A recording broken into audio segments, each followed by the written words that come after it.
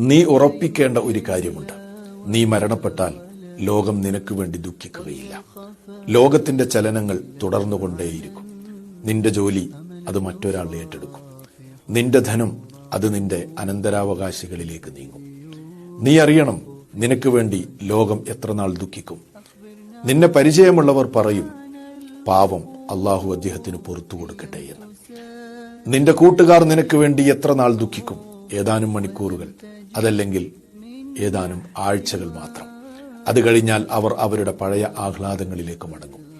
പിന്നെ നിന്റെ വീട്ടിലെ അഗാധമായ ദുഃഖമാണ്. അതെത്ര നാളുണ്ടാകും? ഒരാഴ്ച, രണ്ടാഴ്ച, ഒരു മാസം, ഏറി വന്നാൽ 2 വർഷങ്ങൾ. അത് കഴിഞ്ഞാൽ പിന്നെ നിന്നെക്കുറിച്ചുള്ള ഓർമ്മ അവരുടെ ഓർമ്മകളുടെ ഏടുകളിലേക്ക് മാറ്റപ്പെടുകയും അവർ അവരുടെ പഴയ സന്തോഷങ്ങളിലേക്ക് മടങ്ങുകയും ചെയ്യും. ഇതോടെ ജനങ്ങൾക്കിടയിൽ നിന്റെ ജീവിതത്തിന്റെ സ്റ്റോറി അവസാനിക്കുകയാണ്. അവിടെ മുതലാണ് നിന്റെ ജീവിതത്തിന്റെ യഥാർത്ഥ കഥ ആരംഭിക്കുകയും ചെയ്യുന്നത്. നിന്റെ സൗന്ദര്യം, ആരോഗ്യം, ധനം, മക്കൾ എല്ലാം നിന്നിൽ നിന്ന് നീങ്ങിപ്പോയി. നിന്റെ വീടും ഇണയും നിന്നെ വിട്ടുപിരിഞ്ഞു. പിന്നെ നിന്റെ കൂടെ ബാക്കിയുള്ളത് നിന്റെ പ്രവർത്തനങ്ങൾ മാത്രം. അതുകൊണ്ട് ഒരേ ഒരു ചോദ്യം നിന്റെ ഖബറിലേക്ക് വേണ്ടി: നീ എന്താണ് ഒരുക്കി വെച്ചിട്ടുള്ളത്?